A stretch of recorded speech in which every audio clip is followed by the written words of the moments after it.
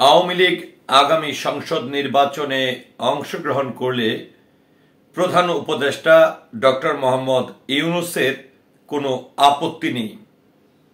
এটি নিয়ে গণমাধ্যমে একটি সংবাদ প্রকাশ হয়েছে, আর যে গণমাধ্যমটিতে এই সংবাদ প্রকাশিত হয়েছে সেটি হচ্ছে দ্য হিন্দুর ওয়েবসাইট, অর্থাৎ ভারতীয় একটি ওয়েবসাইটে এই সংবাদটি প্রকাশ হয়েছে, যেখানে বলা হয়েছে যে আগামী যে সংসদ নির্বাচনটি অনুষ্ঠিত হবে সেখানে যদি আওয়ামী লীগ অংশ নেয় তাহলে কোনো আপত্তি নেই ডক্টর মোহাম্মদ ইউনূস, এমন শিরোনামে সেই সংবাদটি প্রকাশিত হয়েছে।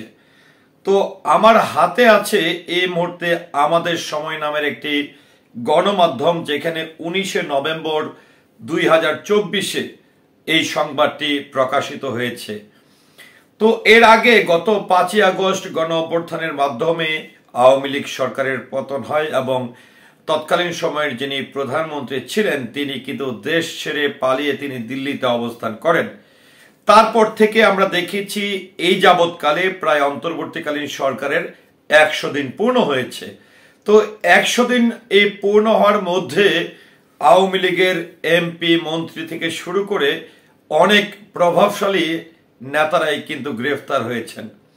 যদি আজকে 19 নভেম্বর বলি, 18 নভেম্বরও আমরা দেখেছি অ্যাডভোকেট কামরুলকে গ্রেফতার করা হয়েছে। তো এই প্রেক্ষাপটে এসে এছাড়া যদি আরেকটু বলতে চাই যে 18 নভেম্বর যেটি আমরা দেখলাম যে 18 বা সম্ভবত 17 নভেম্বর যেটি আন্তর্জাতিক ট্রাইব্যুনালে যারা আসলে এই আন্তর্জাতিক অপরাধ ট্রাইব্যুনালে কিন্তু যারা এরই মধ্যে গ্রেফতার হয়েছেন, যাদের বিরুদ্ধে গণহত্যার অভিযোগ রয়েছে, তাদেরকে কিন্তু সেখানে আনা হয়েছে। তো এই প্রেক্ষাপটে এসে অন্তর্বর্তীকালীন সরকার প্রধান ডক্টর মোহাম্মদ ইউনূসকে নিয়ে একটি সংবাদ যে আওয়ামী লীগ নির্বাচনে অংশ নিলে আপত্তি নেই, সেটি আসলে কি লিখেছেন দ্য হিন্দুর ওয়েবসাইটে বা আমাদের সময় কি প্রকাশ করেছেন এটি একটু আপনাদেরকে আমি তুলে ধরতে চাই, কারণ এটা অত্যন্ত গুরুত্বপূর্ণ। অনেকেই কিন্তু এটা নিয়ে গবেষণা কিন্তু করছে। কেউ বলছে আগামী নির্বাচনে আওয়ামী লীগ অংশগ্রহণ করবে, আবার কেউ বলছে অংশগ্রহণ করতে পারবে না।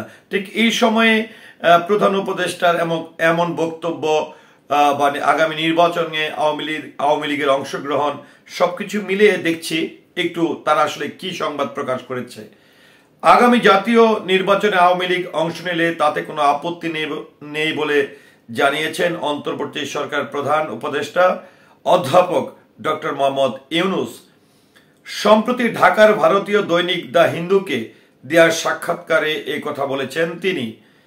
গতকাল সোমবার সাক্ষাৎকারটি দ্য হিন্দুর ওয়েবসাইটে প্রকাশিত হয়েছে। ডক্টর মোহাম্মদ ইউনূস বলেছেন, বাংলাদেশের ক্ষমতাচ্যুত প্রধানমন্ত্রী শেখ হাসিনাকে ভারত থেকে দেশে ফিরিয়ে আনার প্রক্রিয়া চালাবে। তার দল আওয়ামী লীগ নির্বাচনে প্রতিদ্বন্দ্বিতা করলে কোনো আপত্তি নেই বলেও জানান তিনি।